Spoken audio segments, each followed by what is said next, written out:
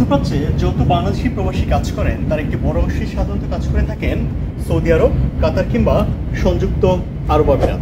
সেখানে মূলত বাংলাদেশিরা শ্রমিক হিসেবে কাজ করেন। তবে তাদের জন্য একটি সুসংবাদ আছে, সেটি হলো 2022 সালে বাংলাদেশের থেকে নাকি 532 জন দুবাইয়ে বাড়ি কিনেছেন। এই তথ্যটি 2022 সালে হলেও এর আগের বছরে অর্থাৎ 2020 কিংবা 21 সালেও বাংলাদেশি যে বাড়ি কিনেছেন তার সংখ্যা 400 কিংবা 500-র মধ্যেই। বাংলাদেশে যে ধনীরা দুবাইয়ে বাড়ি কিনেছেন তার অধিকাংশই নিজেদের নামে কেনেননি, তাদের স্ত্রী সন্তান কিংবা অন্য কোনো আত্মীয় নামে কিনেছেন। প্রশ্ন হলো, দুবাইয়ে যারা এই সম্পদ কিনেছেন তারা কি তা বৈধ উপায়ে কিনেছেন? বিদেশে সম্পদ কেনার ব্যাপারে বাংলাদেশের আইন কি বলে? বাংলাদেশি আইন অনুযায়ী বিদেশে কোনো সম্পদ কিংবা অর্থ পাঠানোর ক্ষেত্রে একটি লিমিটেশন রয়েছে। তবে তা কোনোভাবেই দুবাইয়ের মতো জায়গায় এত বিপুল টাকা ব্যয় করে যে বাড়ি কিনেছেন সেই টাকা বিদেশে কোনোভাবেই বৈধভাবে পাঠানোর পদ্ধতি নেই। তাহলে তা অধিকাংশই কিংবা প্রায় শতভাগই বাংলাদেশ থেকে অবৈধভাবে বিদেশে পাচার হয়ে গেছে। দেশের আইন অনুযায়ী বাংলাদেশ থেকে বিদেশে অর্থ পাঠানোর ক্ষেত্রে বেশ কিছু নিয়ম কানুন রয়েছে।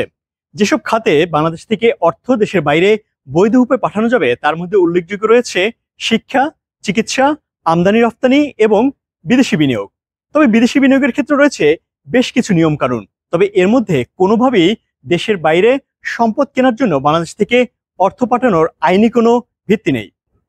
তার মানে এটা দিনের আলোর মতো পরিষ্কার, বাংলাদেশ থেকে যারা দুবাইয়ে বাড়ি কিনেছেন তারা প্রায় শতভাগই বাংলাদেশ থেকে অবৈধভাবে দেশের বাইরে অর্থ পাঠিয়েছেন। তার মানে বাংলাদেশ থেকে অর্থ পাচার করেছেন তারা।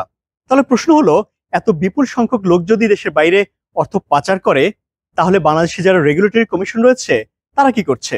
তাদের কাছে কি কোনো রকমের তথ্য আছে? উত্তর হলো, দেশের মধ্যে এ ধরনের কোনো তথ্যই নেই। কিন্তু সবচেয়ে দুঃখের বিষয় হলো, যেসব দেশ থেকে দুবাইয়ে বাড়ি কিনেছেন তার শীর্ষ 10 তালিকায় বাংলাদেশের নাম নেই। তাহলে সবারই প্রশ্ন আসে, এই শীর্ষ 10-এ কারা রয়েছে? কে রয়েছে তালিকার 1 নম্বরে? উত্তর হলো, আমাদের প্রতিবেশী দেশ ভারত রয়েছে এই তালিকার 1 নম্বরে।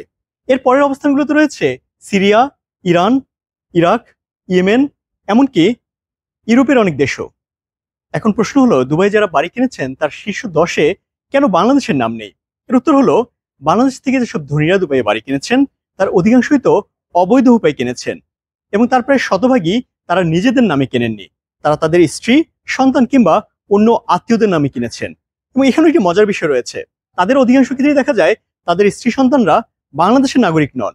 তারা ইউরোপ, আমেরিকা কিংবা অন্য কোনো তৃতীয় দেশের নাগরিক হিসেবে দুবাইয়ে বাড়ি কিনেছেন। ফলে তাদের সেই বাড়িগুলো বাংলাদেশের তালিকায় উঠে আসেনি। বাংলাদেশের যেসব দুর্নীতিবাজরা দুবাইয়ে সব বাড়ি কিনেছেন তারা যেহেতু তাদের নিজেদের নামে সব বাড়ি করেননি এবং তারা তাদের আত্মীয় স্বজন যারা আবার অন্য দেশের নাগরিক তাদের নামে বাড়ি কিনেছেন, ফলে খুব সহজে তাদের ফুটপ্রিন্ট খুঁজে পাওয়া যাবে না। এর ফলে ভবিষ্যতেও তাদেরকে আইনের আওতায় আনা অনেক বেশি কঠিন হয়ে যাবে। আজ এ পর্যন্তই।